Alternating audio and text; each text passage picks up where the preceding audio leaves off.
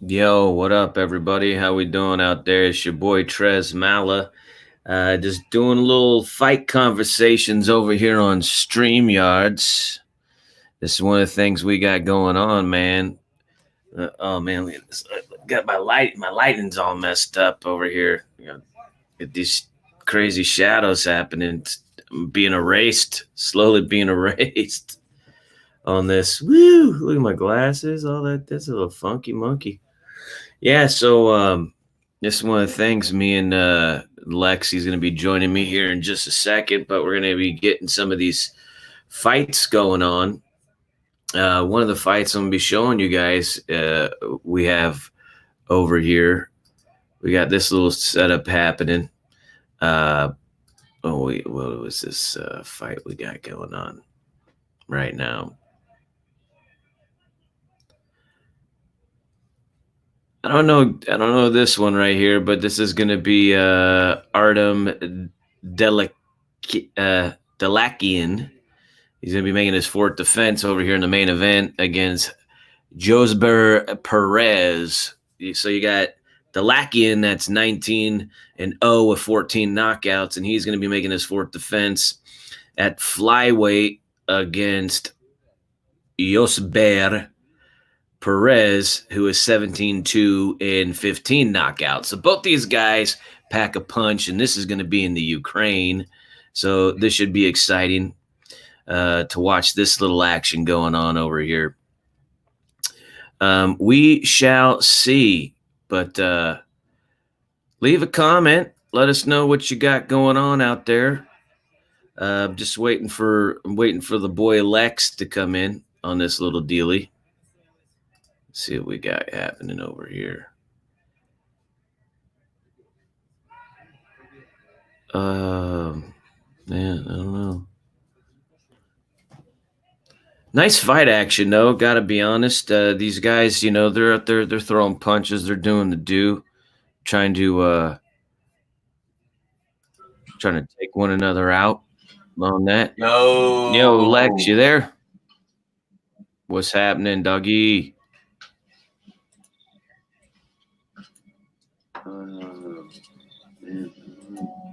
I got the fight up and running. Gotta be honest. These guys, they're throwing punches. They're doing the do. Well, that's a little behind. Trying to take one another out.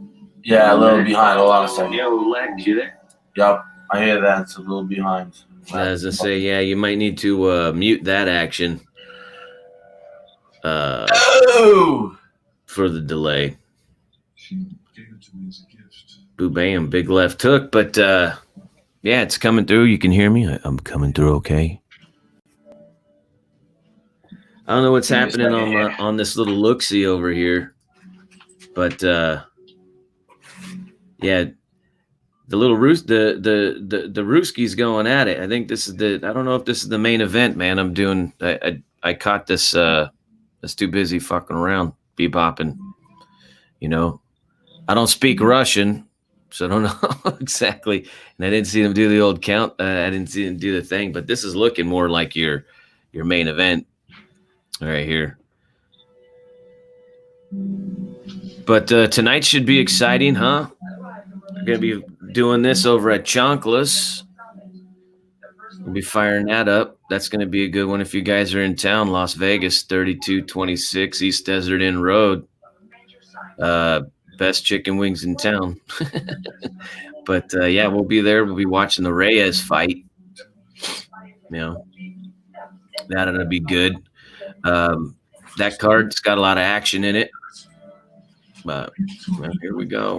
Doctor, I've been gone for 4 days. My wife is out there in the city. She doesn't know. She'd be terrified. I need to find her. Ma'am, let's see. Sadness. It releases you from my care. Here's my card. Emotion, laziness, difficulty with speech to contact me immediately. Do you understand?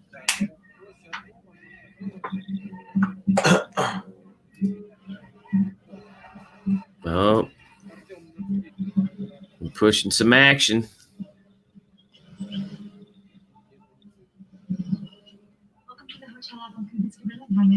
Yes, hi. I'm a guest at the hotel. I lost my room key. I need to know one. What room are you staying in? It's the Eisenhower suite. And may I have your name? Martin Harris. Oh, hey. Okay, sorry about that. I'm back. No, no worries, dude. I'm kind of piddling around. I'm actually I just pulled this up on Facebook and I'm watching it. I know it's going a little slow on my on my Facebook end of things because I've got so much like going on streaming wise. I'm gonna cut that out, but it's looking good.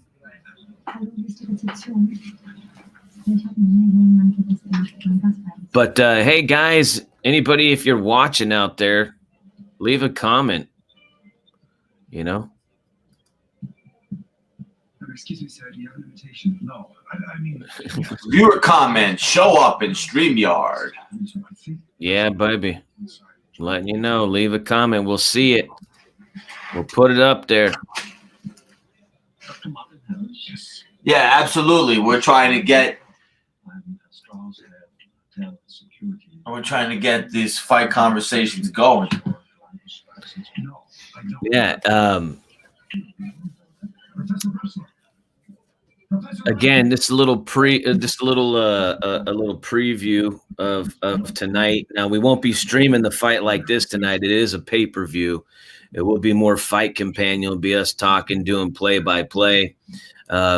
Maybe getting some audience interaction going on there with the people there. Maybe we'll do some talking with some of the people at the venue at Chonkla's. But it's going to be a good one, man. I'm excited. It's going to be fun. Also, and I don't know what we're going to do, but I was invited because some of my friends they don't know that we do this. Actually, oh yeah, for my wife's friends. But I've been excited for this fight for a while. But Tyson Fury versus Wilder, I was invited to go to a fight party, and I was like, let's stream from there. You know, why not? You know, a little house party action. Sounds like be a good time. I'm sorry. Wait, you want to tell me confused with someone else? You know, with both these guys having such a high number of knockouts, I'm surprised neither one of them has actually done any damage to either one, or even these guys. No one's even stepped on the gas. What's up with that? This is my husband. You are Dr. Martin Harris? Just tell me what. Yeah, still me. For a dude who's like 19 and 12, 19 and 17? Because it's not very funny. You know, Who do you like in this fight? This fight right here, how about you? I would lean towards the dude in the gold trunks, the Ruski. Or I think he's Russian, but the Eastern European dude, just for the simple fact of how he's moving. It's a hometown, and the other guy's really not putting it on him. You know, nothing. If he does have any success, the dude's tying him up. But here's a little something I want to make note of. The dude. That's a good idea. What's happening here? Both of these guys, but the guy with the red trunks, with the socks. If you look at how his gloves are wrapped, you look at the wrapping on those gloves. He's doing what's called skinning, and it's not legal. The tape on those gloves that high up, that's right on the border. But any higher up, that's what that's called a skinning. And what that does is, one, that helps secure the wrist for the fighter, but two, what it does is that when you tape up that high, it makes the padding a lot tighter on the glove, so it makes it a harder impact, and it's a form of cheating in boxing, and that dude's doing it. You see it a lot. You see it a lot, and you see it mostly outside of the United States. But some guys they get away with it. Some guys try to do it here in the States. But ultimately, a good trainer on the other side wouldn't sign off on that. The boxing officials, they give a shit up to a certain point. But if I was a trainer on the other side, I'd be like, yo, man, you got to retape those gloves. That'd be me. Yes. Well, we haven't actually met, but we've been speaking on the phone. That's what I see. Dozens of times, I think. The fuck? Why don't you arrest him? For what? Entering the country legally, presenting all the correct documentation, and sharing hotel suite with his wife? Excuse me, with your wife. She is my wife. Yeah, you think so? Think so what? Thank you. That's Coming at me all random here. What you talking about, Willis? Yo, Willis, the delay is making it sound random. I'm trying to figure out how to be on the same. I demand to speak to my embassy. Well, you can't hear me when we're talking back and forth? I can hear you, but when I respond, it's like you already said it. There it is. What are you talking about?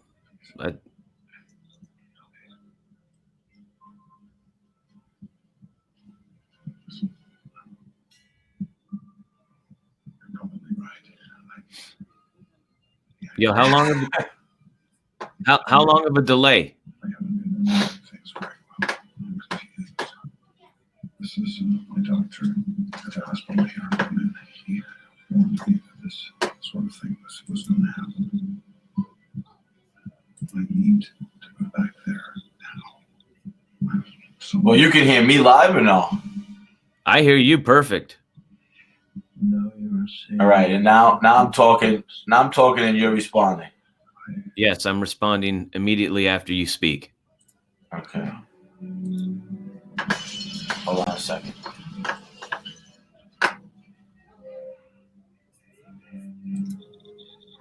Okay. Now we're all set up. Had a little issue there. All right, so now you can hear me when I'm speaking? Yeah, I could hear you. Is your response to me? I thought I was just talking to myself there for a while. No, I was trying to figure out get my audio right, and now I'm good. So I got the fight here. You're in round 7, about 139, 138, 137. Correct. Okay, cool. We're synced up. Right on. So, like I was gonna say, well, I don't know if you heard it before. I was gonna say, who do you like in this one? Because I'm just really entering it now. No, What's been going on? well, I'd go with the favorite. I'd go with the Ruski. The dude in the gold trunks. That's my bet. What is it? Artem, I think his name is, or I don't know. I'm not Shout super. out to Artem Lobov. That ain't him, but I know. anyways, this dude, I was going to say the Josper, he's actually he's pushing the action right now. This round has actually seemed like a little bit more for his, but no one's really taken the lead in this fight. If you ain't doing that, you ain't winning, baby. It's interesting you say that because I was watching some of Caitlin Chukugian's fights and some of the analysis on hers that she's kind of a passive fighter and she doesn't take the lead. And the last couple of fights of hers were split decisions, one in her favor, one against her. And my friend Steve Glackus had posted on Fight Conversations today about whether or not Caitlin was a decent dog look today. And I wanted to do a little research into that to take a look to see if I felt like she had a shot. And realistically, I don't think that she's a good bet tonight. I think that Valentina is just too focused. I mean, I like to watch these embeddeds that I post, mostly because it gives you like an insight to the camp and the fighter's mentality. And it looks like, on those, that while Caitlin was taking in the sights and doing different things, Valentina was wearing a garbage bag suit, still punching and still being super focused. So I don't think that she can match the. Well, that or she's trying to make weight. You know what I mean? She's on her period and she can't drop any weight because she's retaining water. Who knows? But I will say this about. I will say this about the was it Chookagian. Just from seeing the video, the highlights and stuff that I've seen, there's not a lot of she's not as sharp. She's not as fast and as crisp in her punches. And she's got a good leg kick though. Unless you're trained to have impeccable timing, it's not happening. I think the spread that far wide, that's not one of those fights like when we saw the Modafferi fight. It was like, yo, man, look at that experience versus this girl's experience. Like, I would take that action. This one, after looking at it, I'm like, it wouldn't be one of my things that I would say. I wouldn't. No, I agree with you on that, but I don't think it's because of the spread. Because a lot of times, I think in UFC the spreads can be misleading.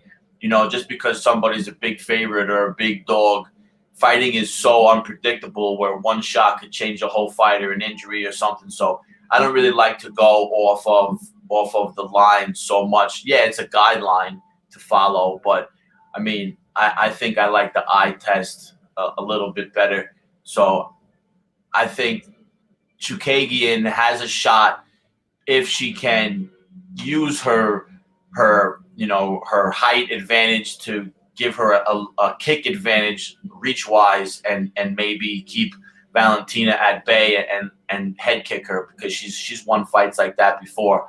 But if Valentina just puts the pressure and comes close, and which I expect her to do, just come out ferociously attacking, throwing combinations, I don't think that Chookagian's going to be able to get those kicks off, and I think she's going to be just overwhelmed. I mean, don't forget, she lost to Jessica Eye, and we saw Valentina handle Jessica Eye. So if that's any barometer of what to expect, I think Valentina rolls tonight. Yeah.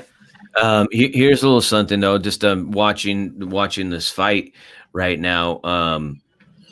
It seems like the challenger, the Mexican dude, I think he's Mexican, but it seems like Perez is pushing the issue and controlling the center of the ring, and he's in old boy's backyard. So even though he might be winning, it doesn't mean he's winning. At least this round doesn't mean that he's actually getting those points. So yeah, absolutely. That's how boxing goes. Yeah, same with MMA though. Same with MMA. There's it. I think it's easier. I think it's easier for them to I'm sorry. I think it's easier for a judge to steal a fight from an MMA fighter than it is a boxing fighter. Just because the ground, there's a lot of stuff that can be muddled and not seen.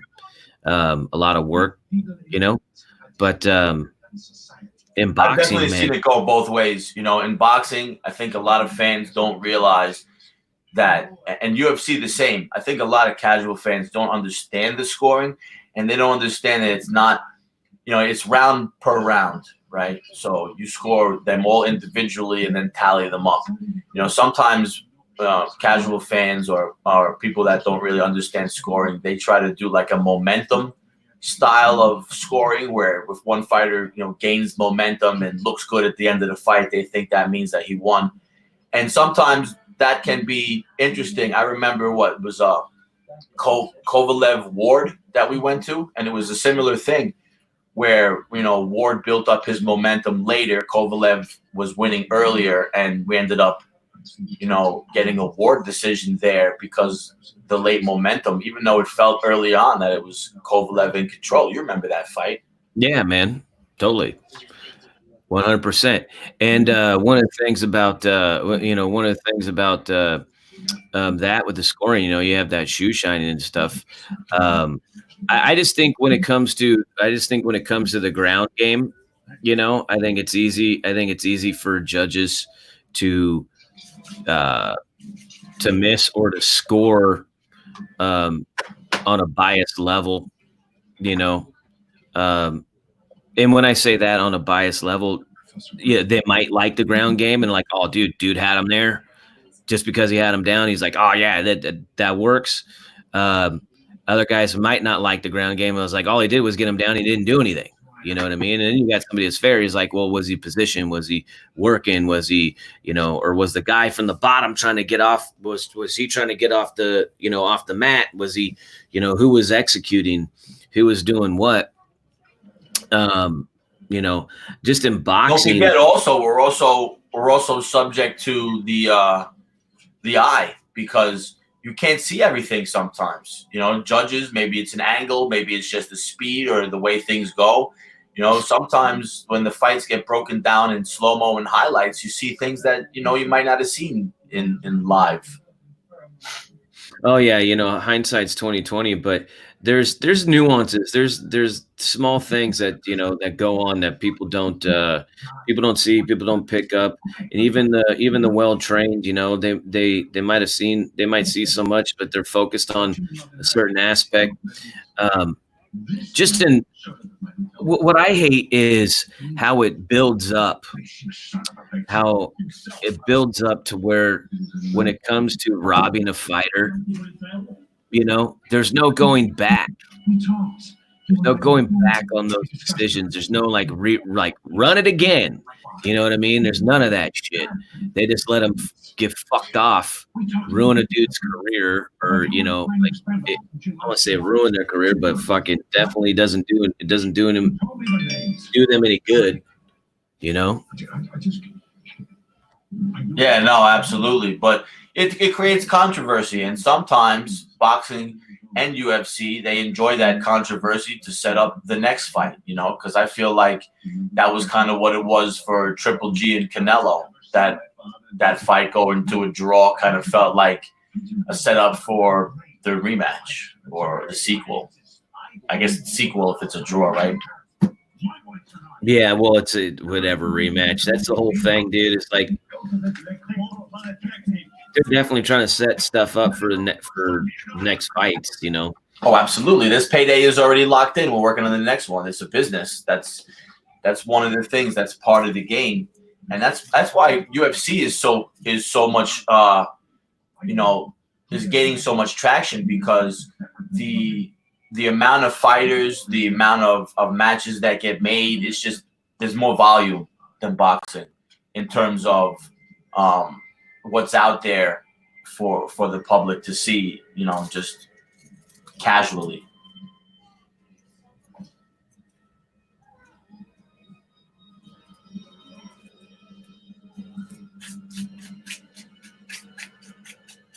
But how about this? What do you think about this one, right? Stylebender versus Jon Jones. What do you think about that? I think we could see that fight.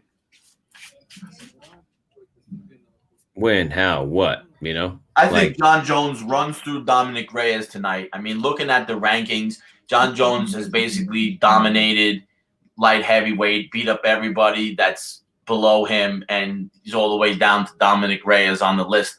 So pretty much Dana even alluded to it in an interview I watched, the other day, how, what's next for Jon Jones if he wins here? What does he do? Because he's kind of wiped out his division, and it's a situation where there's kind of nobody left. So Stylebender has already called him out, and that might be an interesting fight for Jon Jones maybe to go down and to try to get a second belt.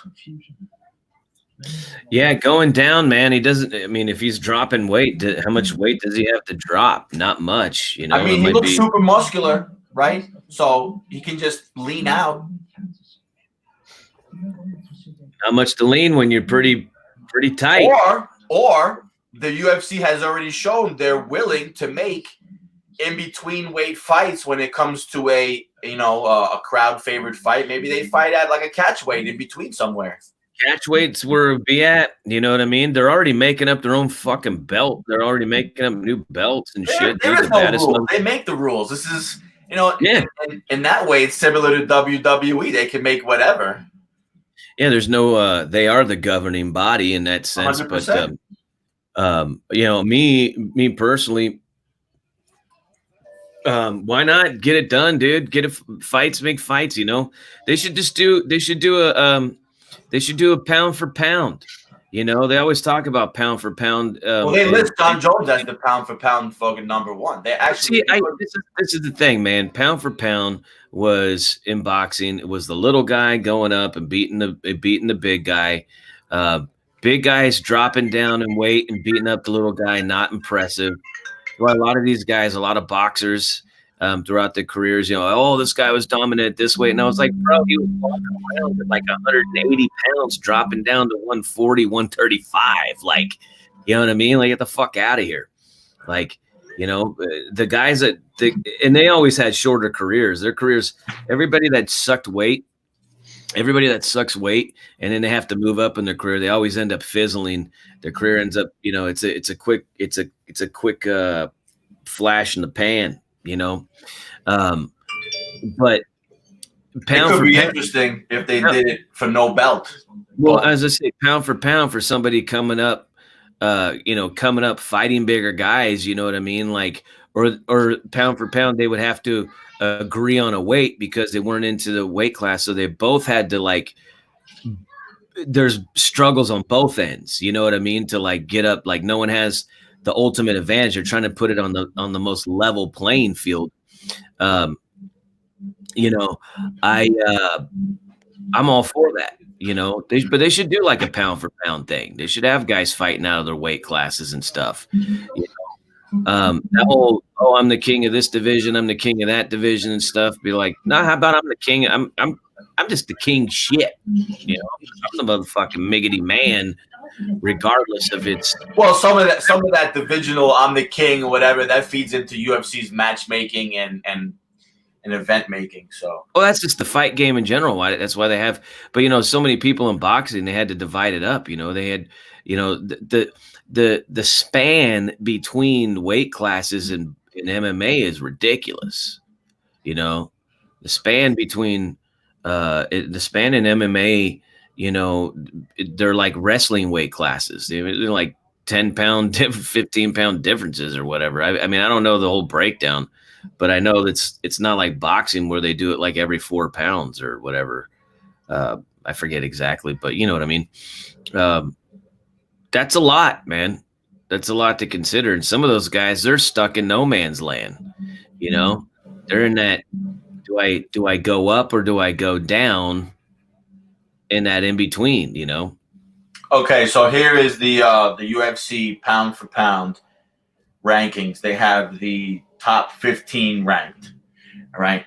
And it's going to be interesting because it's not what you would think. But let's take a guess, man. I already told you number 1. Let's see if you can take it to guess number 2. Oh, I'm not even. That's all subjective shit that somebody else is. You should be able to get because number 2 I think is fairly accurate. I'm not even gonna guess, dude. So just tell me. Khabib. Pound for pound. I mean, see, I don't know, man. When you go, I guess you can say pound for pound, yeah, because these guys are fighting dudes that are pretty much different weights. But when you look what he does, and you look how he's beating everybody in dominant fashion, just because a dude might get tagged by a punch or two doesn't mean that he's in a competitive fight. He just got clipped or he got hit. But I think he's won every round except for the one round with McGregor, right? That's man. I mean, I would definitely. I have no problems, man, especially the way he's winning dominant fashion. Then comes Henry Cejudo, number 3. I could see that. I definitely. I'll say this about Cejudo. I'm not a fan of him outside of the ring, but inside the ring, dude is mad respectable. And when I say outside the ring, I just don't like his talk. I don't like the some of these guys. It's this contrived machismo, or they're just not funny in their wit, or their I don't know. I just He did something that you didn't like. some of the humor, some of the stuff. It's just cheese ball. You know, I'm a critic with that shit. I mean, I really haven't seen much of him outside the ring except for when he did one of those. He was a coach on like. Yeah, he's a positive energy dude. Well, yeah, the tough on the tough. Yeah. I liked him on that. He kind of won me over on that shit because I felt like. Well, that aspect, yeah, I definitely like, but just some of the stuff, like when he was trying to trash talk and stuff, it was just like, oh God, it's just cringe. It was, but you know, he's some guys don't have a knack for that. No, not at all. He is one of those. Heard him do it though, but yeah, and for good reason. He's not good at it. But he won me over during the tough thing because it was like he was at a point in his career where I think it was Demetrius Johnson was just, unbelievable. And he beat everybody but Johnson, right? That's his only loss, right? Or does he have two losses? I only had the one loss.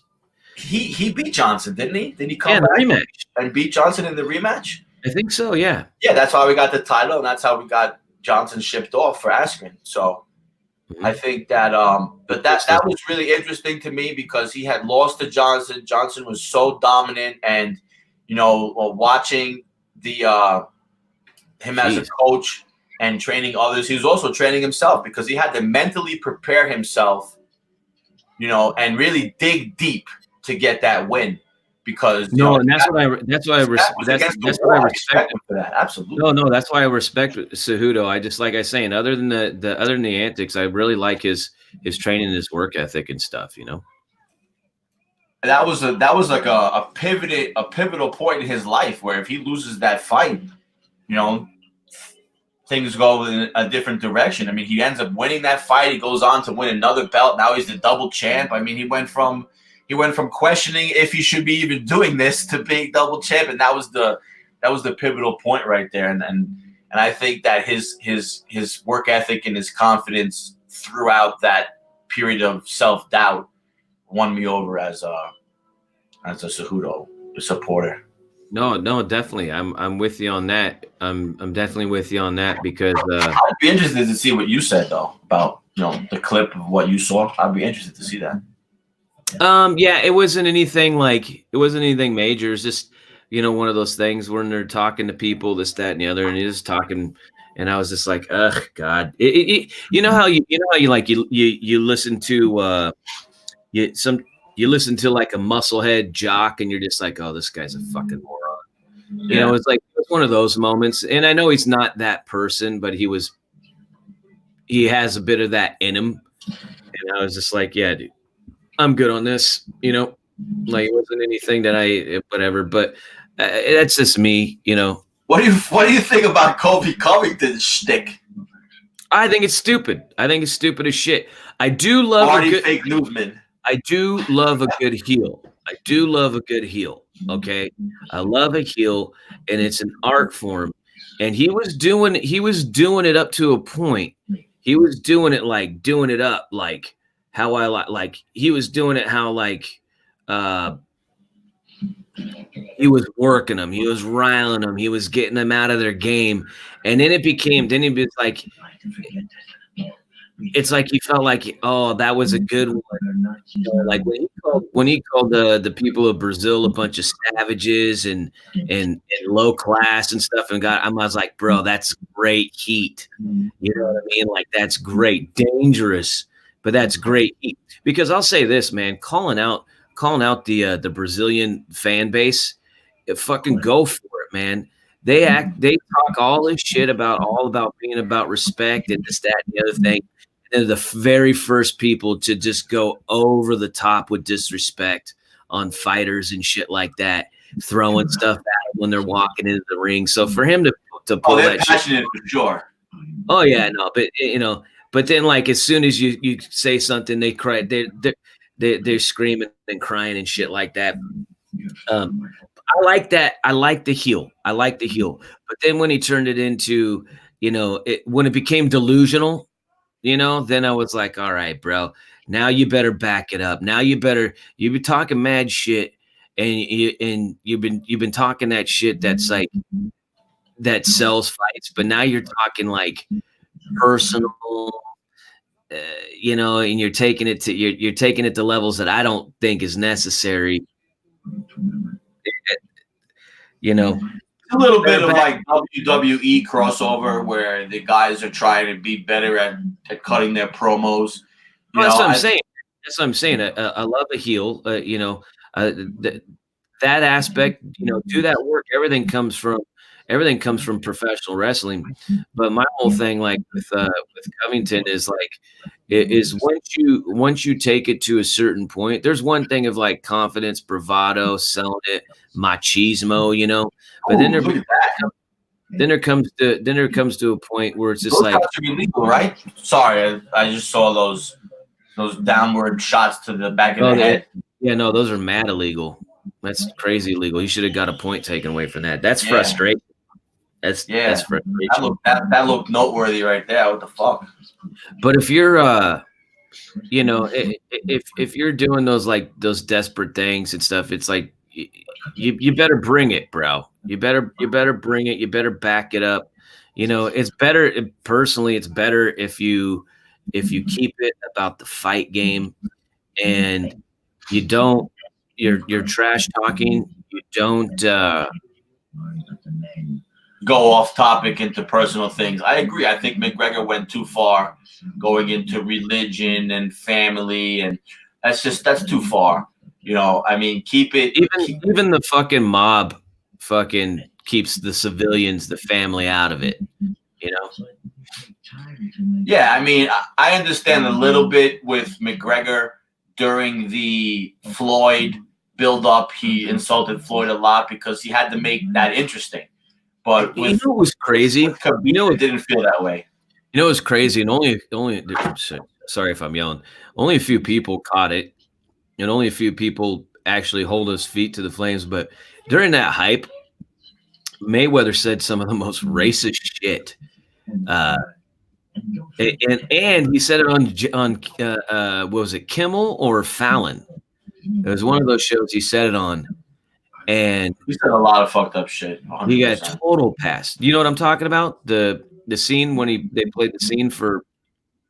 I've heard him say a lot of racist shit, but at the end of the day, he in Rocky when they did it, they showed him a clip of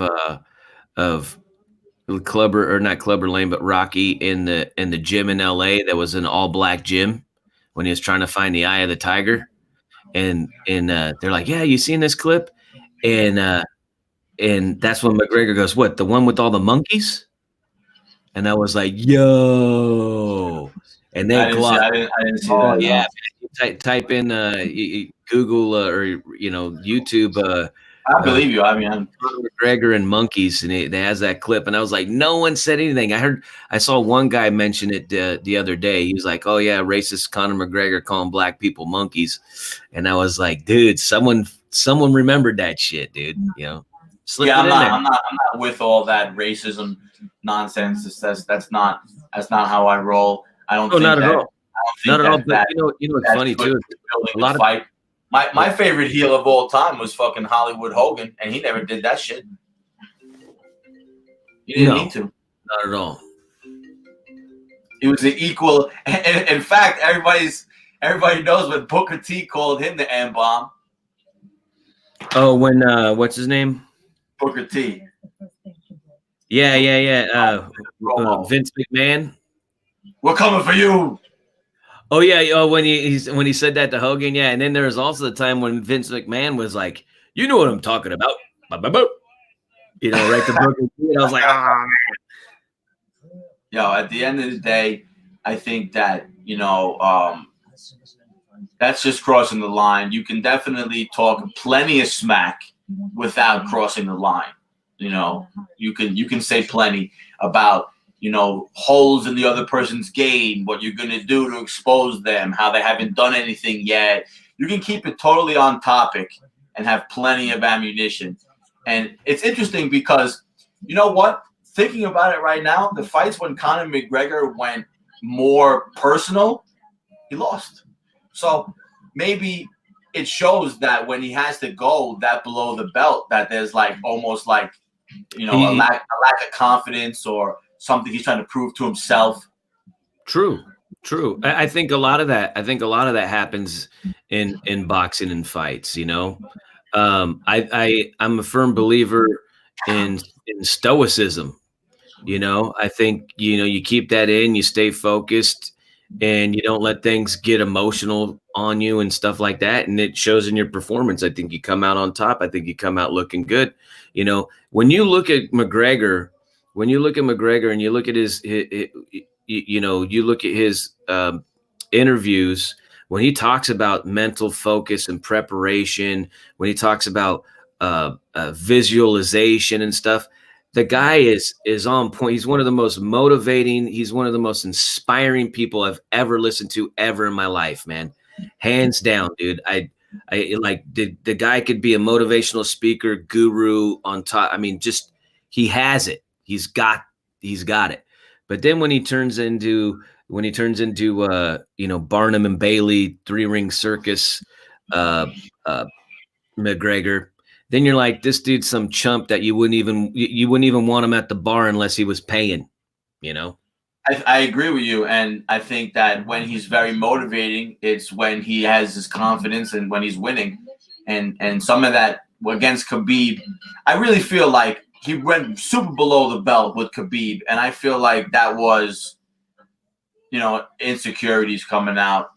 That was an issue that he had there. And I hope that he's able to come back and be a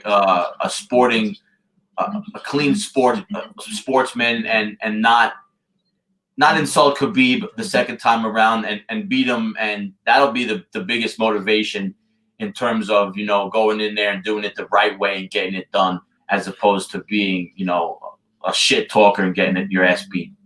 I bet you anything. In a rematch, I bet you in a rematch, if that's the way it goes, that he's not that Conor. I bet you I'll say I bet you he beats Khabib. I bet you he'll be focused. He'll find out how to get off his back if he gets on his back again, and I think he'll be more with the focus, the laser-like focus. Got to keep Khabib off your legs. Yeah, I think. Oops, hold on, do that. Yeah, I think. The fight's over, so I think that he'll be more focused. I think the selling of the fight. I think that a lot of that stuff was also his nerves. I mean, look at it, dude. You're going up against such a dominant force in Khabib. I agree with that 100%. He was trying to psych himself up. And he was also, because he's the master at psyching other people out. He was trying to psych out Khabib. Now he learned that wasn't the right thing to do, because the motivation that gave Khabib. That didn't psych out Khabib at all. No, it turned him into a more of a monster. I think he learned from it, because I think the same thing would have happened with Cowboy. If he would have went at Cowboy and talked all that shit to Cowboy, we would have seen a different Cowboy. I think he got Cowboy on his heels by being nice to him. I'm just gonna say, man, I don't think he had a chance regardless, but I'm just saying in terms of the ferocity that Cowboy came with, I think he would have been more motivated if Conor was talking shit. He killed him with kindness before the fight. He hugged his grandma in the ring. He fucking kissed him on the head in the ring. Like, it was too nice. He disarmed him with kindness in a way, it seemed to me. I just think that he's been, I don't want to say declawed by any means, but dude, he's still ranked top 5. Yeah, man. the Some of those timing, guys below him, he deserves timing, to the be weather, the timing, the weather, the damage. I just think, you know, Cowboy was the perfect fight to bring back to 100%. hype up the credibility. The fact that he got him out of there as quick, got him out of there so quick, which totally can happen. But to me, that this says that on the physical side, Cowboy just wasn't physically ready, you know, and physically, I'm not talking about shape and weight and being able to go, you know, 5 hard rounds. I'm talking about what he could take damage wise and where he's at mentally, as far as when it's different, man. You get hit when you're invincible, you know, you're feeling invincible. You walk right through that. But after you've been damaged, so you get Oh hit. no, 100%. You start here's the thing, swelling right? up. It wears on you mentally, dude. And then, you know, just imagine you're in a clinch. Next thing you know, your nose is broken because some dude just checked you with his shoulder. Okay, now let me go right off of that to what I'm talking about, because I'm in the clinch. Some dude breaks my nose with his shoulder, and he's been talking wild shit about me. It's a different feeling, right? It's a different motivation, a different willingness to take more damage and not be, you know, at the not be losing to this guy. So I just think that when you get to a point mentally where, you know, you're unwilling to take a loss no matter what. I mean, remember the fight between Kimbo Slice and Ken Shamrock, where Ken Shamrock basically had Kimbo Slice in a choke, and he was squeezing, and Kimbo Slice went all the way out and woke back up, and he refused to tap. He went to sleep, woke back up, got out of it, and knocked out fucking Ken Shamrock. So sometimes that motivation to not lose because somebody's been talking shit about you will make you go further.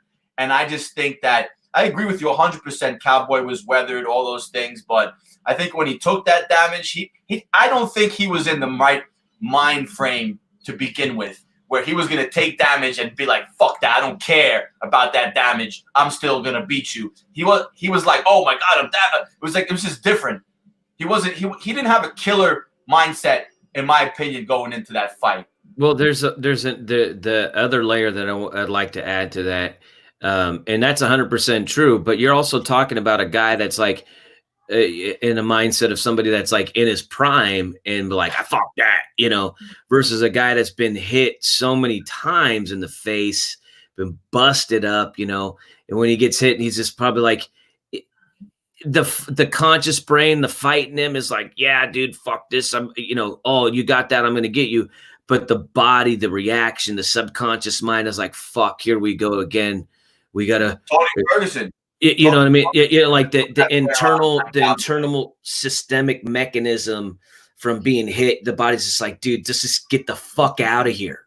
Like, what are we doing here again? Like, we don't need to be here, especially when you got like $12 million just bam right in the bank account. I agree. And I think what I'm saying is that I think one of the only ways to overcome that is the mental side of it, where, you know, you say to your body, yo, it doesn't matter. We're taking whatever to get this done. We're not going to accept it.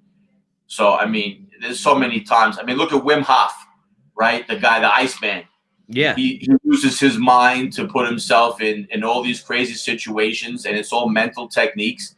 The mind is super strong, and the mind can get the body to do things that the body doesn't want to do or naturally might resist. So I just think that, you know, for me, Cowboy's mind wasn't in it to win. Like he wanted to fight, he wanted to put on a good show, and not for a second do I believe he took a dive.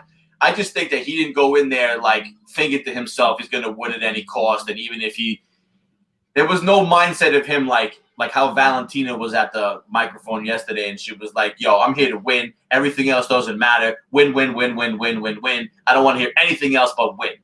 He wasn't thinking that. No, you're right. I mean, you know, it's a different mindset. I just believe the pre-fight hype didn't have anything to do with his performance. I think it just has to do with I just think it has to do with his physicality. You know, Covington, just to bring it back on the shit talking, you know, Covington's talk motivated. Who was it? Usman. Yeah, 100%. Yeah, that's what I'm talking about. Motivated. It also motivated himself. You know, the thing was, and this is what I hate. This is one of the things I absolutely hate about what I hate about fight fans. What I hate about fans, especially when people are very emotional. I fucking can't stand this to no end. But that fight was a close fight. It should have. I don't think it should have been stopped.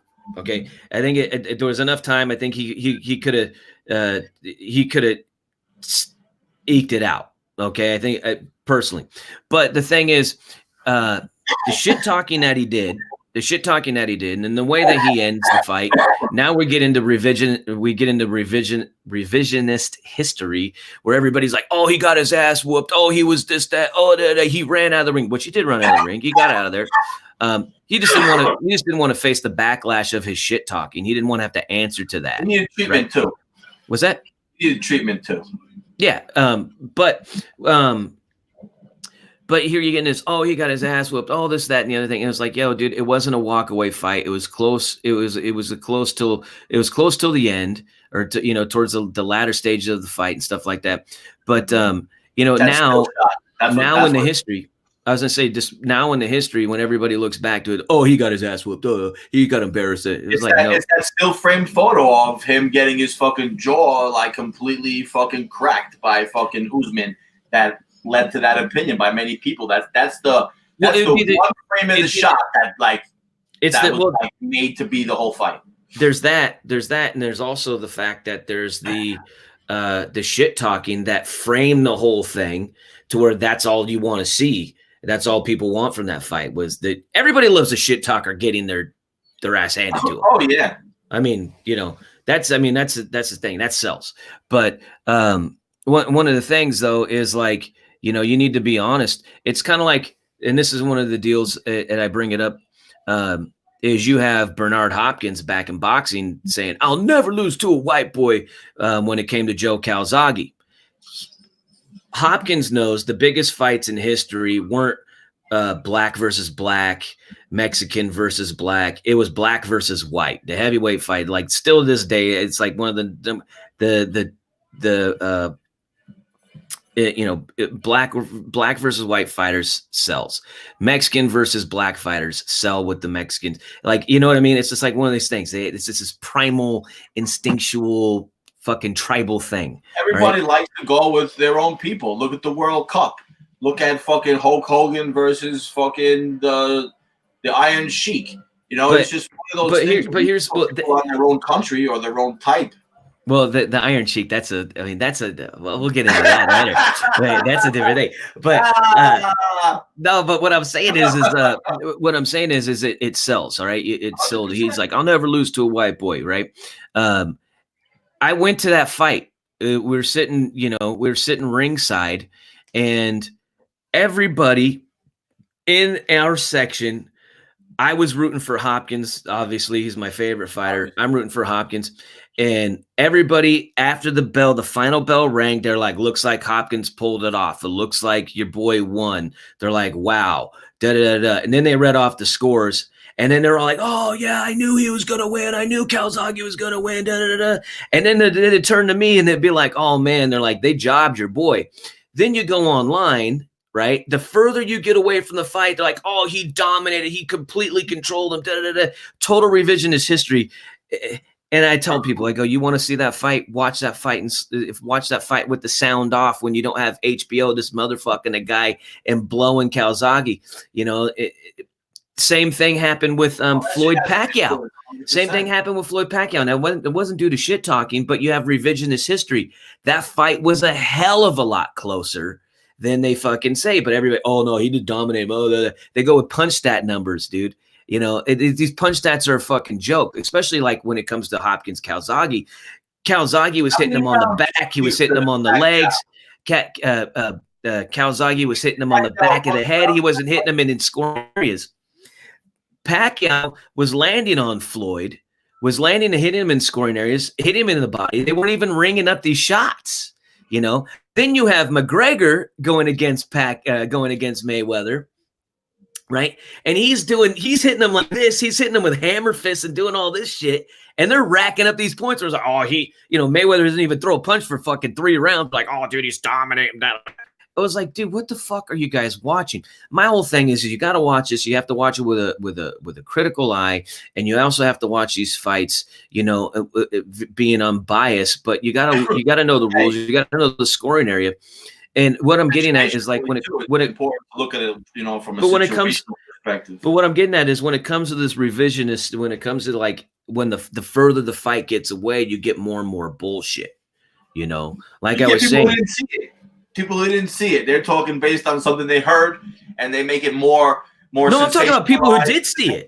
I'm talking about fanboys. I'm talking about people. They know how razor thin it was. They know it was close. They know they were biting their nails the whole time they were watching Usman fight old boy. And then when he started walking away, started getting more and more with the fight. And then after he won, then it's all shit talking. I bet you if they had a rematch, man, it'd be the same.